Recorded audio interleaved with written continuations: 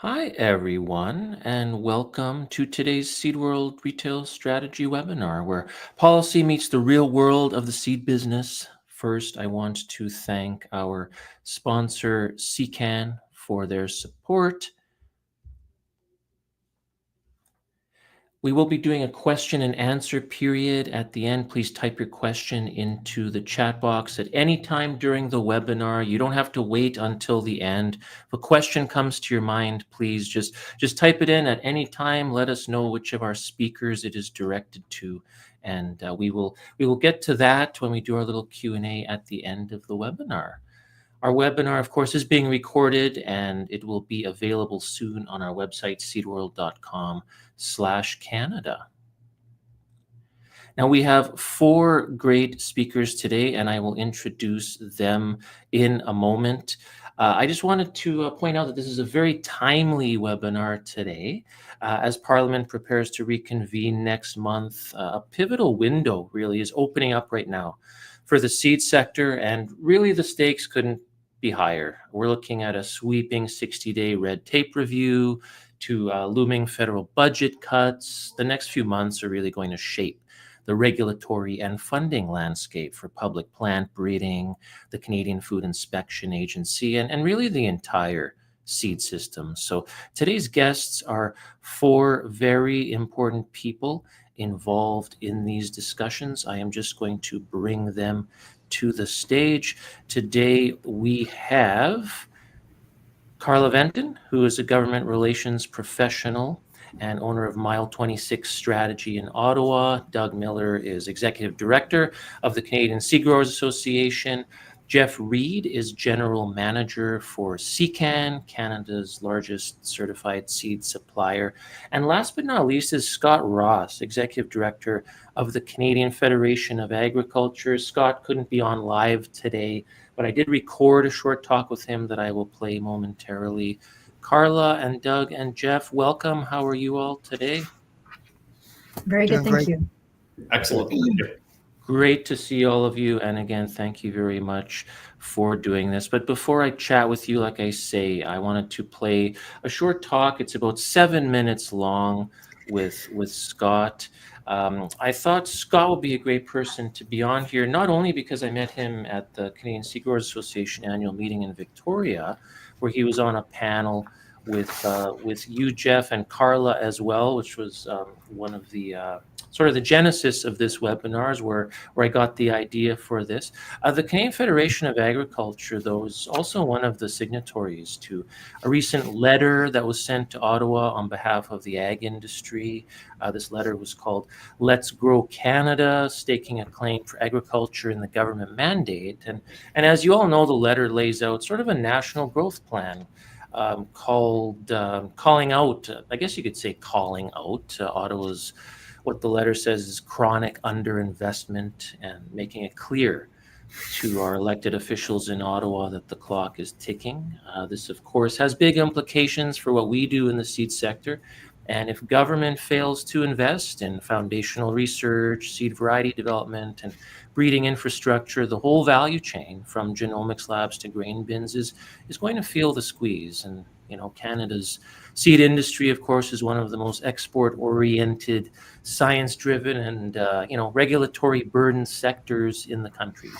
So this is a big deal, but we're all going to talk about that shortly. Enough of me talking. I'm going to play my short chat with Scott right now. Again, it's about 7 minutes. So we'll all sit back and hear from Scott. Here we go.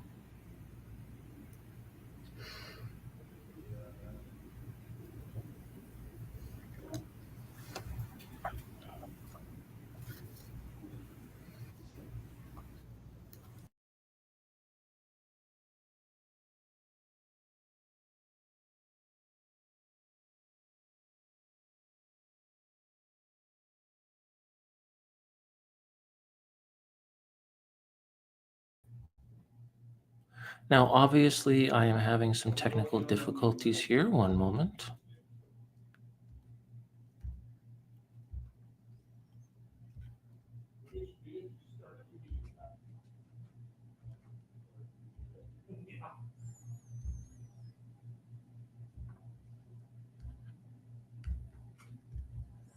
Sorry, everybody. Bear with me. I will bring that video up momentarily. One sec.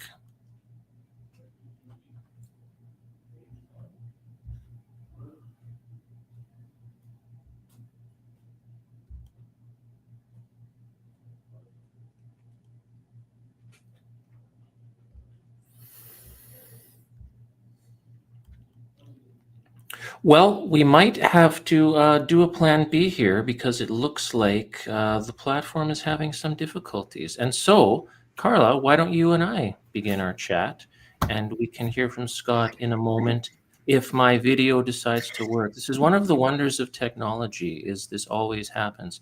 So, Carla, again, thank you for doing this. Now, like I said in the beginning, you work with organizations to navigate some of the complexities happening in the policy sphere, and you're actually working with the CSGA right now to do just that. And so I was hoping, Carla, that you could walk us through what the next few months will look like in Ottawa.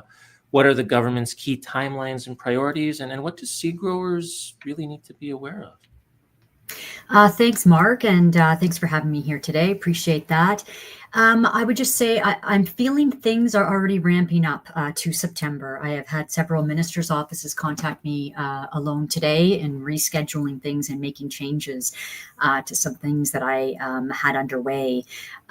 So it's going to be a really busy fall. We're already in the end of August, the tail end of summer.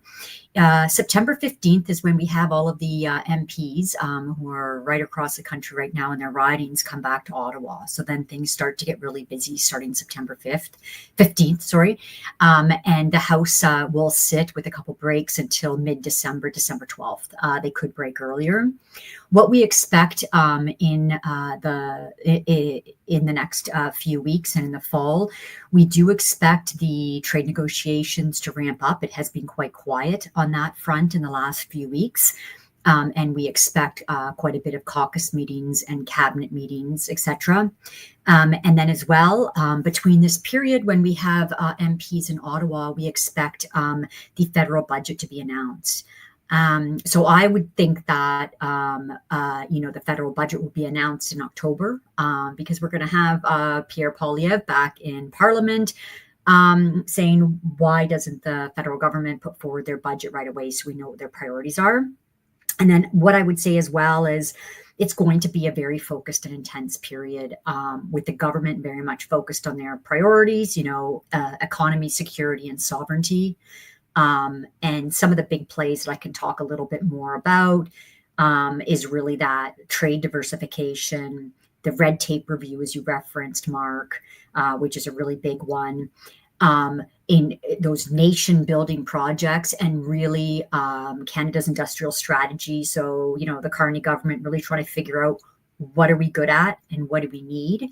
And I would definitely say the seed sector and agriculture fit into that. And this will all be done under that, fiscal restraint umbrella, as you also referenced, Mark. Yeah. No, there's, like you say, a lot going on right now. It's kind of crunch time at the moment. It's funny how all these things kind of all seem to happen at once. But like you say, geopolitical risk and trade uncertainty seems kind of higher than it's been in a while. And what can we expect, like, going forward on the trade front, and how could this impact Canadian agriculture and seed exports? Yeah, I mean, there's a lot at stake right now, and you referenced this earlier.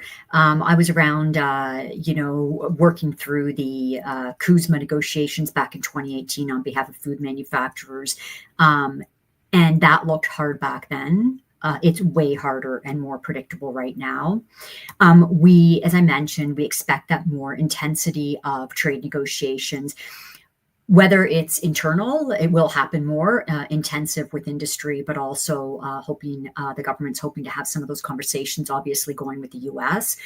What's really important for seed growers and canola growers and all of agriculture to keep in mind is that it's basically in 1 year time that the CUSMA, or USMCA, as the U.S. likes to call it, needs to be renegotiated or renewed. We don't know. It's very ambiguous whether it will be renewed or it's going to be a renegotiation exercise. But for me, what that spells for Canadian agriculture is a lot more uncertainty in the next year. So July 1st is that timeline for that renewal to take place. I know just from my conversations with the Canadian Embassy in Washington, D.C., and multiple ministers' offices, is that, there's no immediate reprieve in sight right now. We do not know what the US, or for that matter as well, China, are going to do. And so, hence the fact that you see the Canadian government very much focused inward. Um, and in the Canadian government, in my quiet conversations as well, they've been very public about this, is that the Canadian government will not accept a bad deal for Canadians. But basically what that means is one more year, I see, of uncertainty for Canadian agriculture, which is extremely difficult.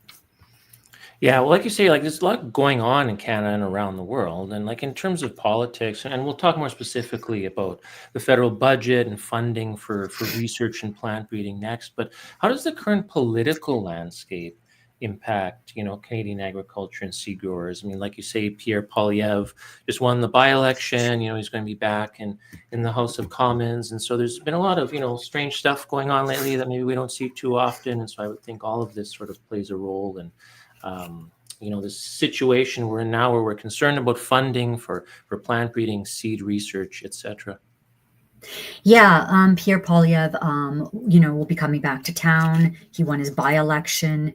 I think what's really important, and is a common theme, Mark, when we speak and with others in the industry, is we have to speak with one voice. And I think the same would go for Pierre Poilievre. And I think that's what Canadians are looking for.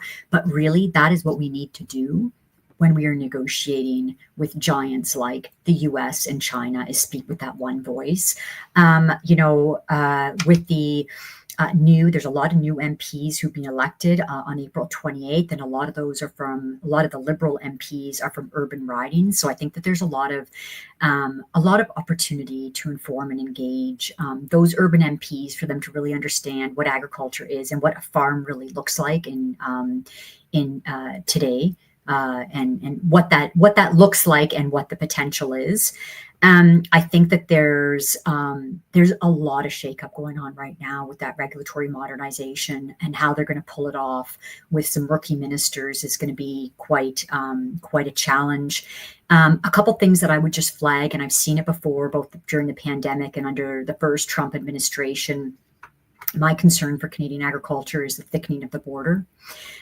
You might recall back in June, the Canadian government has border legislation that they wanted to pass. It has not been passed, but when it does pass, it could have unintended consequences for, increased scrutiny of shipments and whatnot across the border.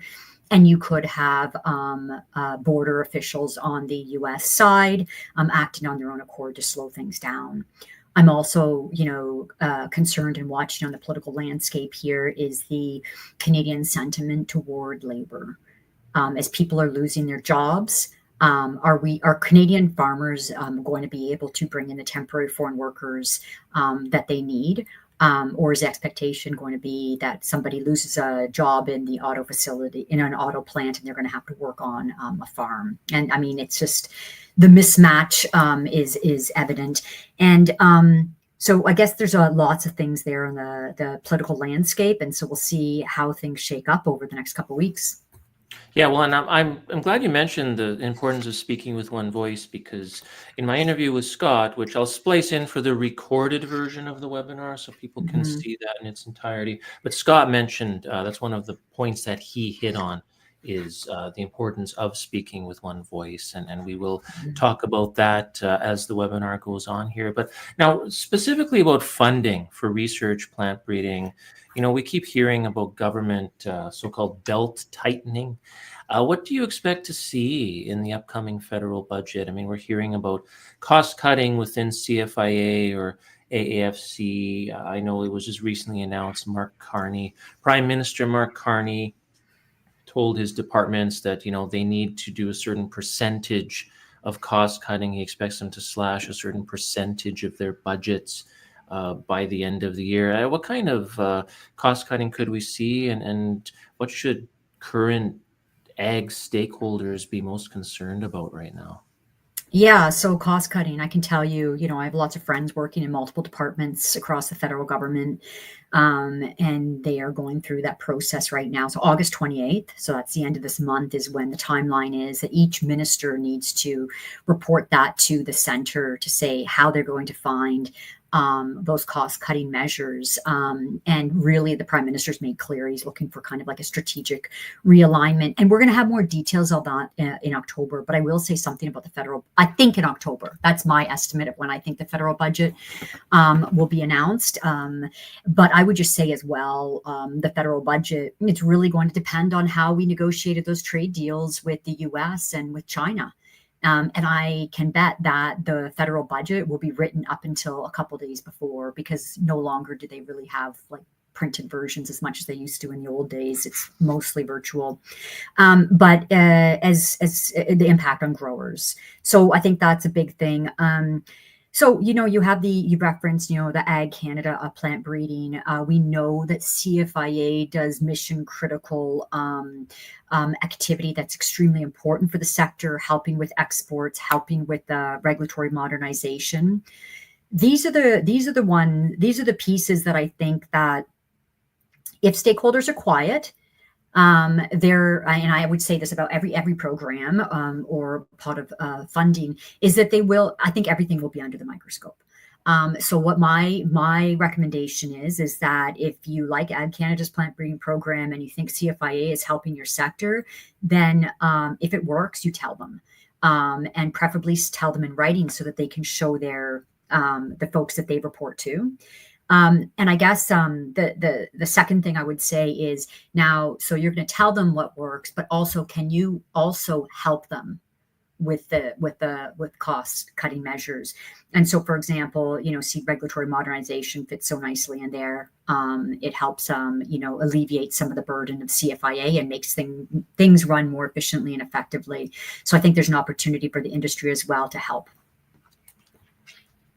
I'm glad you brought that up because it speaks to this issue of advocacy. And before I switch over to Doug here, I just want to point out that, this is my opinion, but I think a lot of people feel the same way, that advocacy is changing, right? Like, instead of reacting, we need to be seen as part of the solution. And I know often we think of advocacy as standing up and making your voice heard and protesting maybe, and that's all good, of course, but in this new environment that we're in, I'm curious, what does successful modern advocacy look like, and what can we do to become more active? And again, I'll just reference quickly that Let's Grow Canada letter, where our industry, there's really been this groundswell of, I think there was 30 ag organizations signed that, including CSGA was one, CropLife Canada was another, Canadian Federation of Agriculture. Well, what can we do to become more active than we're currently even being? Yeah, well, I think that's a really good point. Part of the solution, I mean, that's key. I think that what we need to do is to be a partner with the government. I think now more than ever, we need to speak with a united voice. I think that letter was fantastic. But we need to address government and engage with them as partners in how we can move forward, because we're in very uncertain and unprecedented times. Some of the other tips I would say, modern, advocacy and how can we do it right. Everybody's voice matters. And so, we have, I always hear from farmers across the country who have great contacts with their local MP, MLAs, MPPs, or have contacts in the provincial government. Well, reach out to them. Because the channel of communication between the provinces has never been so strong.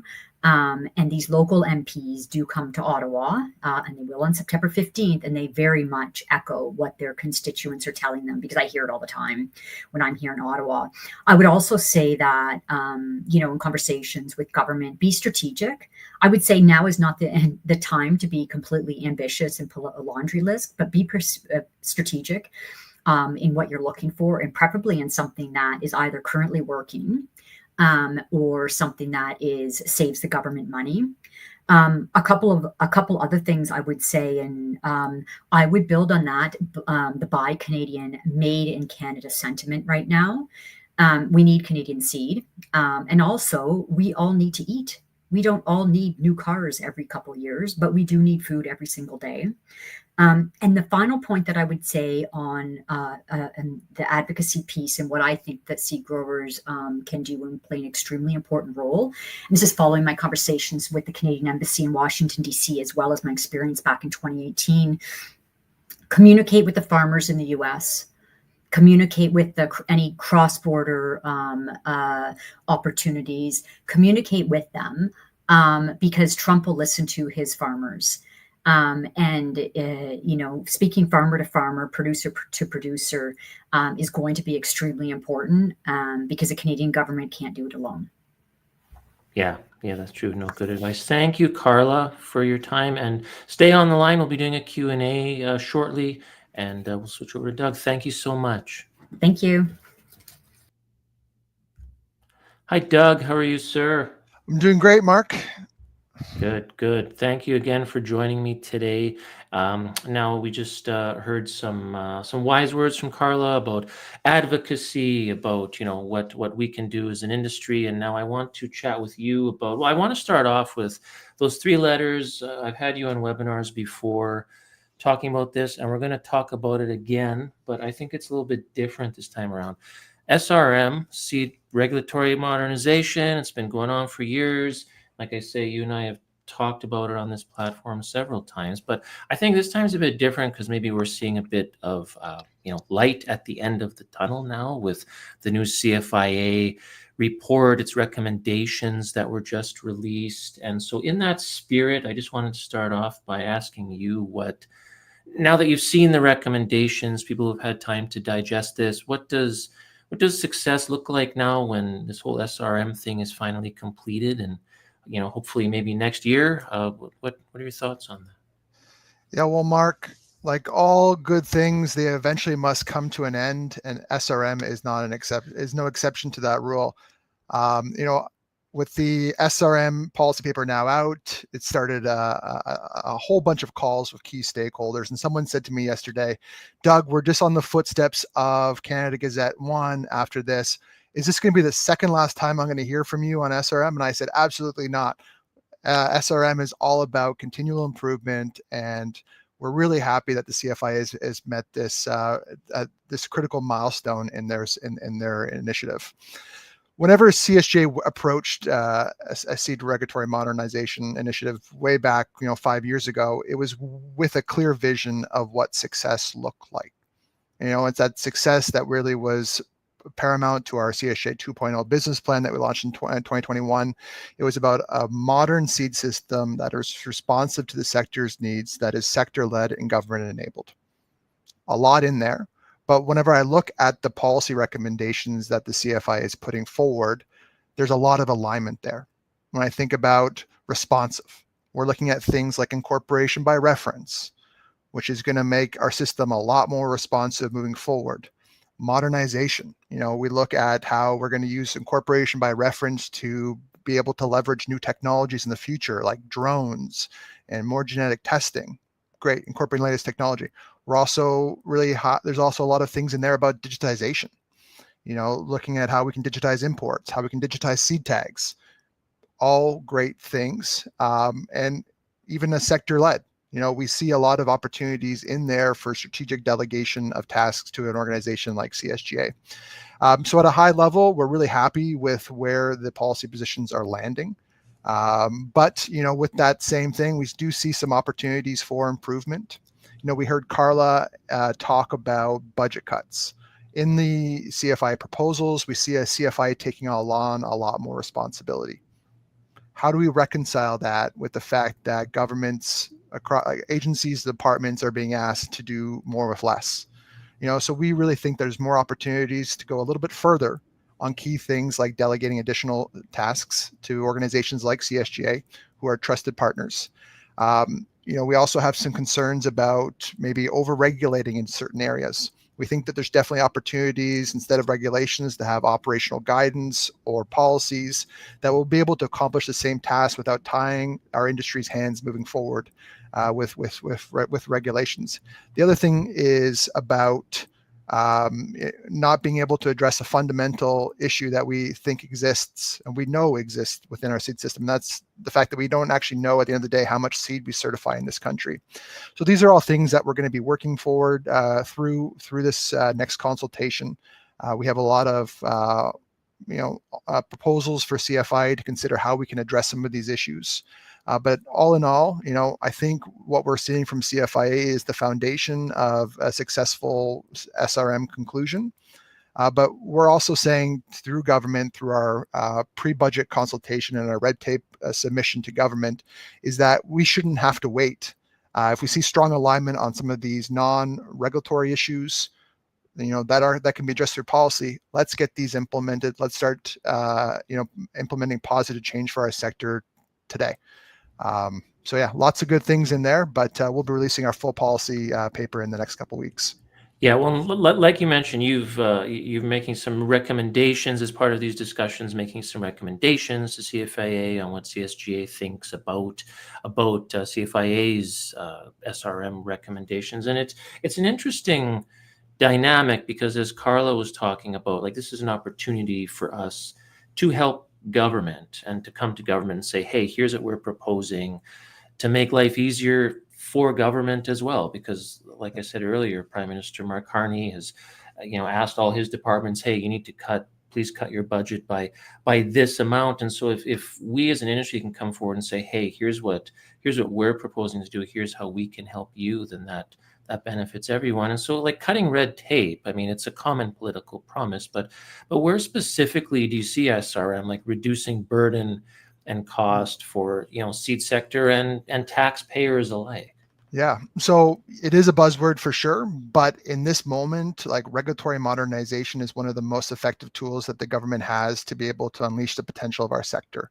And so we're actually very fortunate that we are in the middle, if not the tail end, of this SRM process, right? Because we've had discussions, the whole value chain coming together and saying, how does our seed system work and how can we improve it? So we're actually, I think, really well positioned to be able to clearly articulate as a sector what meaningful change looks like. And because we've been talking about it for the last 4.5, 5 years, a lot of industries are just starting that conversation. So I think we're already miles ahead of other groups in terms of, clearly articulating how we can be helpful. When CSGA went through the SRM process as well, we really were able to distill our main positions down to 3 areas where we think we could provide the best value and be the most support to our Canadian seed sector.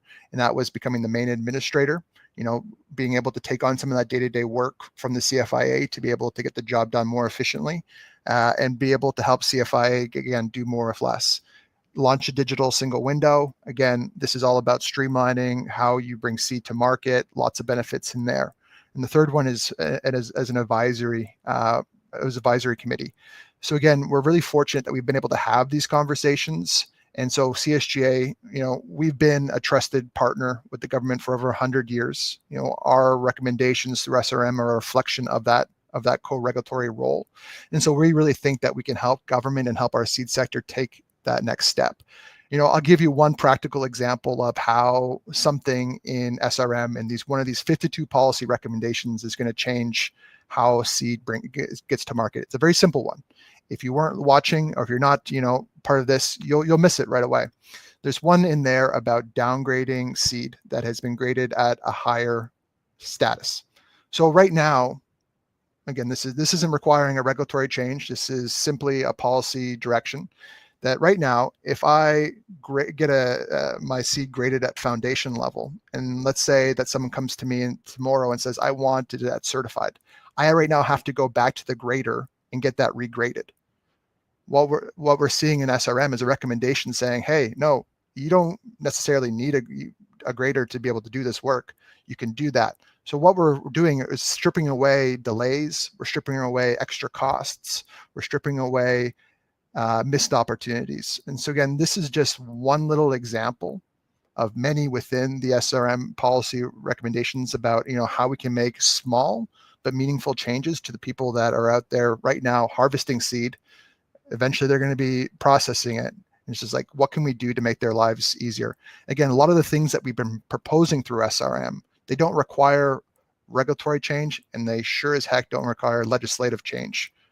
So again, we see strong alignment. Let's get to work on implementing these ASAP so we can make some meaningful change in people's lives.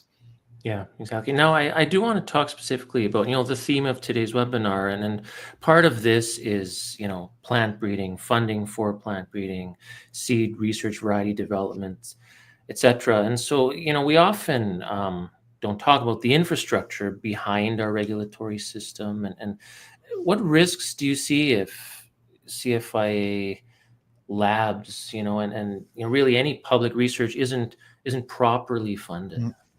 Yeah. So Carla hit the nail on the head exactly. She said, if there's something that you need or that is really helping your sector, you let everyone know about it. So whenever I meet with elected officials or senators, one of the first things I talk about, because of our co-regulatory role, is just the value that the people on the front lines of CFIA, either in seed section or in the Ottawa or Saskatoon lab, and what they're doing for our sector. A lot of them are startled. They said, everyone just comes in this door and wants to bash on the CFIA. And I'm saying, no, this is what they're doing for us is mission critical work. And so when we look towards the future, through our pre-budget submission, we went out of our way to be able to say that, CFI seed section, Saskatoon, Ottawa lab, frontline operations support, they're not only critical to SRM implementation, but they're strategic assets for trade, regulatory integrity, and our long-term sector resilience. So whenever you're thinking about throwing the axe around the public service, keep it far away from this, because our sector needs this support to be able to get seed to market and get seed into the country and out of the country. So it's about making sure we have CFIA properly resources. And again, this is all about long-term vision. At CSGA, we're not just thinking about next quarter's results. As a 128-year-old organization, you're thinking about decades. And so when we think about what we need, it's this core functionality within CFIA is super critical. But again, at the same time, through SRM, we're really trying to right size, government focusing on the roles that only they can deliver. And so we think that this can get us there. And CSJ, through our main administrator, asks, there's a lot of things that we can do to be able to help lessen their load so they can reprioritize their resources to focus on some of these core areas. Before I switch over to Jeff, as CSGA, you were one of the signatories to the letter to Ottawa, the Let's Grow Canada letter. Yep. You've also called for, and other organizations have called for as well, a national discussion, consultation on the future direction of public breeding programs. And what should that consultation include, and who do you think absolutely needs to be at that table? Yeah. So right now we're hearing the federal government talk a lot about nation building projects. And I think about what our public plant breeding infrastructure is in Canada. In my mind, that was one of the original public nation building projects. And so, we've heard a lot from our members and stakeholders about concerns that they have with the current state of public plant breeding and what they're seeing on the ground, because at the end of the day, they really rely on this foundational part of Canadian ag to be able to deliver value. So through an opinion piece through Seed World, thank you very much for publishing that, we were able to kind of start a conversation. Again, this is a conversation that we're not starting. I don't want to paint that picture, and I'm sorry for saying that. This is a conversation that our branches have been having, that our sector has been having. There are cracks. There are cracks that are starting to show. And if we don't start to have a discussion about where we want to go as a country, those cracks will continue and they'll worsen. Farmers, commissions, companies have invested millions of dollars into these programs. And we need to make sure we have a plan for what happens next, because Canadian producers rely on these varieties to be able to grow high yielding crops with the latest agronomic packages on their farms. And right now we don't see a path. We see a kind of a gap if Ag Canada is not there. Not to say that Ag Canada is the only solution there. There is public and there is private both have tremendous value. But what we want to really start to do is have a conversation with outside the seed sector about what's happening and ultimately where we can go. This is not a CSJ issue to solve on our own. In fact, this is one that we need to kind of take a similar approach to Let's Grow Canada, and let's talk about public plant breeding and just plant breeding in general as a nation building project, because a lot of the issues that public plant breeding has, private does as well. How do we talk about sustainable funding model moving forward? There's a lot of options on the table, but again, there are some key issues that are cross-cutting, whether you're public or private, that we need to address. And so we're hoping this winter, through our discussions with stakeholders, that we're going to be able to start to get some momentum to start having those larger conversations about where we go next. Because what we've seen from that article that we published is that there's a lot of that message resonated, but there's also a lot of fear about what happens next. And speaking of nation building, I'm going to quote Leonard Cohen, one of the most famous Canadian poets. He had a song where he said, "There's a crack in everything, but that's how the light gets in." And so I think what he was saying was, anytime you see a crack form, there's an opportunity. And so, like you say, there's many different ways that we can do this. We can structure this. There's public, there's private, there's many opportunities here. And so it's going to be exciting to see what the future holds. So thank you, Doug. Hang on the line. We're going to do our Q&A. I'm just going to bring Jeff to the stage here. So thank you again, Doug. Hi, Jeff. How are you today? I'm well. Thank you very much, Mark. Great to be here. Yeah, well, thank you. And like I said at the beginning, you are a general manager for CCAN. You also sit on the board of Seeds Canada. And I just wanted to start by mentioning that, CCAN you have a list of recommendations as well that you are putting forward to CFIA. And, you're calling on government to shift AAFC's focus toward field-ready, regionally tested varieties. And so I'm curious, what is maybe being missed sometimes when we maybe overemphasize discovery science? Yeah, thanks, Mark. And I think at this point, it's not maybe so much about shifting to field-ready cultivars, but it's about not shifting away from that focus. Right. Yeah. And just to kind of reiterate some of the comments of Doug and Carla, I think right now is a really critical time for us in the seed industry, particularly those independent players out there like our CCAN members and many others across Canada, to really be voicing their concern about a potential shift away from field-ready cultivars.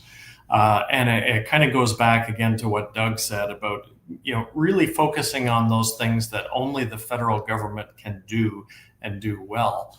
And with that network of research farms across Canada that was established over 140 years ago, that's something that we just can't replace in the public sector or the private sector. So that's those investments in infrastructure and creating those field-ready cultivars are things that we really need to emphasize how critical those are to Canada. And so as CCAN, we submitted a pre-budget submission as well, and we made it very clear in there that, hey, this is really critical, critical infrastructure, critical breeding, and there is so much investment that has been made as a result of that nation-building work that's been done in developing those great varieties. So when you look at just ourselves as CCAN, those 600 member companies across Canada, each of those, multi-generational businesses that are highly dependent on that ongoing flow of products, many of which are coming out of AFC. Yeah, and I'm a bit of a history buff myself, and specifically ancient history. And I was just reading the other day, I had to remind myself that, the foundation of any civilization throughout history is its agriculture. And anytime a civilization forms or society forms, that's first thing it brings with it is its agriculture. And so, yeah, it's a great time to be talking about this and reminding ourselves of that. And one of CCAN's concerns, like you mentioned in your budget recommendations, is full privatization of Canada's germplasm resources. And what would that mean, like, say, for independent companies and farmer choice if we were to do that? Yeah. So again, just to clarify, our concern is that it not be fully privatized, or that it is just entirely dependent on public sector. We think it really requires a balance of both. And I think a lot of people are probably surprised to learn that as CCAN, we actually license products from more different private developers than we do public. But still, having said that, what we really need is a balance where those two sides can work together. And our concern is that, we've seen in the past, for example, in Eastern Canada, where we had a really significant erosion of our public breeding programs, and then those private players that were in cereals, for the most part, left, if they ever did exist. And then we were left with little to no breeding efforts here in Eastern Canada. And so now, in collaboration with producer groups and so on, we've been trying to rebuild those, but boy, that's a long, slow road to rebuild those programs when you're talking about, from startup, maybe 12 or 15 years before your first product's coming out. So it's something we really have to be concerned with maintaining.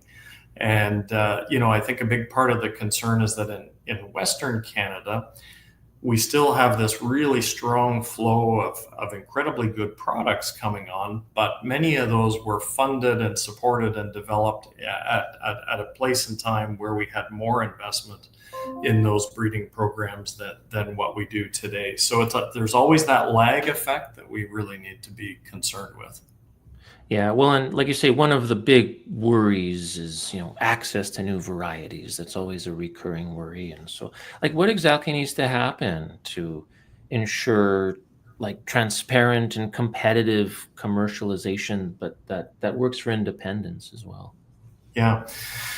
So I think, again, it comes back to, and I think Doug used the term at one point, the foundation, that a lot of these public breeding programs are really the foundation. So, when we're looking for more private sector investment to come in, we got to think about not only what is the value capture mechanism, but where does the basic germplasm come from as a starting point for those programs to build on. And really that's been from our public sector breeding programs. So I think maintaining that foundation, a really strong foundation there, works, obviously to benefit those public programs, but also the privates. And again, when we talk about the potential of moving upstream into germplasm enhancement, we always say, well, look, if you're not focused on actually developing a finished variety that can achieve market share, how valuable is that germplasm? I mean, we've seen all kinds of examples of programs working on germplasm enhancement that actually never sees the light of day. Now, CCAN is actually, you've proposed a made in Canada co-investment breeding model. I'm just curious, like, what would that look like, and why is it critical for, maintaining national breeding capacity? Yeah, well, we think, in reality, we believe that the money is actually there. When you put together, between the producer groups with their checkoffs, with seed royalties, with the advent, the potential of a VUA, other public sources of funds and so on. I think the money is there. It's just getting everybody aligned in such a way that we can make it happen. So I think a few things need to be solved. That is just access to infrastructure and maintaining the infrastructure that's necessary. Basically, who's going to do what things are going to be maintained in the public sector, like is that pathology capacity going to remain there, quality testing, so on and so forth in the public sector. And then, so how do we incentivize private, to be successful as well? So things like germplasm access and sharing. What do those arrangements look like that give private sector some access to public germplasm, but also make sure that those things don't get tied up or sold off in the longer term? Yeah, lots of discussions to be had yet and things to figure out. But like I mentioned to Doug, as far as SRM is concerned, moving forward, it feels like we're sort of maybe starting to see that little bit of light at the end of the tunnel now. And I think these are maybe the discussions that we can start to have as an industry that, okay, everyone's at the table here. How do we talk about actually putting this into practice and making it happen? So thank you, Jeff, very much for your insights. And we're going to do a little Q&A now. So I'm going to bring Doug and Carla back to the floor. And that might be a good thing to start on, actually, is this idea of having a discussion and speaking with one voice, and like, who needs to be at the table to create a unified industry voice, and what does strategic advocacy look like in that regard? And Carla, I'm gonna pick on you first for this, because this is part of what you do. You help organizations figure this out and how they can go about doing this. And you sort of touched on this a bit at the beginning, but as our industry now moves, as we look forward to, okay, we're going to finish SRM, get all that figured out. Once we do that, then how do we move forward as an industry and collaborate and speak with one voice? I know there's no easy answer, but what's one way we can really do that from your perspective? Yeah, I think being inclusive is extremely important. I know that I've been in many discussions from all across the agriculture sector and trying to put together what was just recently sent to government, that joint letter. It's extremely difficult. So I think that making sure everyone's included, but then focusing on what you have in common. We need to work together, and not only, as I mentioned, but I really believe this, not only within the agriculture sector, we have to show how we're united, not just to the government to get things done, but also externally to the US, to China and whatnot. And we also have to make sure that, as we move forward, we do not pit ourselves against the auto sector, the steel sector, the copper, pharma, or other sectors of the economy that are being hit or will be hit soon because of the tariff situation. My final thought on this one, there's no easy path forward. But I would just say that, by nature, any large organization, the federal government is certainly included, they are very risk averse. And it is very easy when you speak to somebody and it's like, no, go here, and point to a different direction. And they are even more likely to do that if there is not consensus in what they're doing. Because then it gets sent higher up into the political office. And the political office is like, what are you doing? Why are we moving forward with this if the industry doesn't want it? And they will stall because there are more than enough priorities right now for them to be concerned about. So I think that there is, we have to build that momentum and focus on, I think, what will really matter for the seed sector. Yeah, well, I think it's really a good news story, because this idea of speaking with one voice, in case anybody's kind of rolling their eyes and thinking, well, we've been talking about that for years, speaking with one voice. Well, that's true. We have been talking about it for a long time, but I feel, this is my opinion, but I feel like it's happening. I mean, with this Grow Canada letter, sort of this groundswell of support, the industry sort of coming together. I think we are speaking with one voice, and that's a good thing. And obviously we have a ways to go yet. We always do. I don't think we ever get to that final point. But Doug, what do you think? Yeah, just to add to Carla's comment, one time I was in to see a senator, and he said, you guys in agriculture, you guys got to get together. He's like, can you imagine what it would be like if the Windshield Wiper Association came in one day and the Spark Plug Association came in the same day, talking about the future of a car, and they all have different ideas of what a car looks like? And so I think this is why, organizations like CFIA, why we're a member of. It's being able to speak with that one voice, to be able to have that larger conversation about, where we need to go. And when I look at the seed sector, yes, we have 2 large seed associations, helping to drive our sector forward. I think when we speak about one voice, it's about identifying those areas of common ground. Look at what happened whenever we released that joint statement on establishment of an advisory committee. Lo and behold, it's in the policy recommendations. Great. So when we look at SRM, it's about identifying what are the 3-5 issues where we agree on, and let's drive those home. Because even in this bigger, Let's Grow Canada letter, there's things that those organizations do not agree on and have fundamental different views on, but they were able to come together, park the egos at the door, and say what's best for Team Agriculture and what's best for Team Canada. And that's ultimately what they've did. So again, focus on, like Carla said, focus on the priorities, the commonalities, and drive those forward versus pointing out the differences and really starting to fight about those differences. Let's focus on where we're aligned. And I think that's where we're going to see some success. Jeff, any thoughts? Like I mentioned earlier, you're on the board of Seeds Canada, general manager of CCAN. So, you're involved in a lot of these discussions as well, where you're around that table with many different people. And what do you think? Yeah, well, and I did want to again compliment CSGA and Seeds Canada on coming together with that advisory body, and I think that's going to be a great step forward. And I know even just as ourselves as CCAN really appreciate the support of CSGA, and I think what's maybe even more critical is that we expand.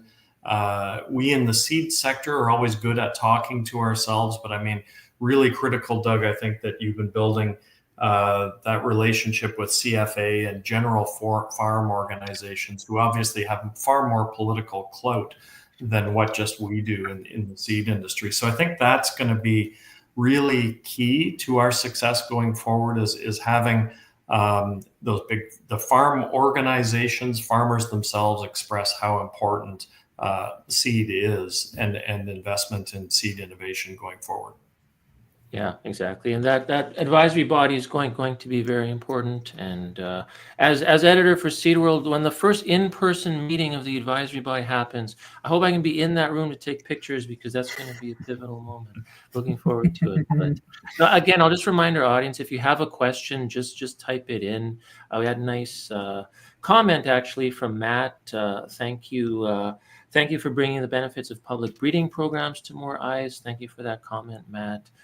Blair said, no hot sauce today for Doug. No, sorry, Blair. But in case anybody missed it, Doug and I did a webinar a while back about SRM. Mm-hmm. And part of it was we ate spicy chicken wings between each question. And so you can go to our website and you can actually find that webinar and give it a watch. That was one of my favorite ones, actually. That was good. But a question about...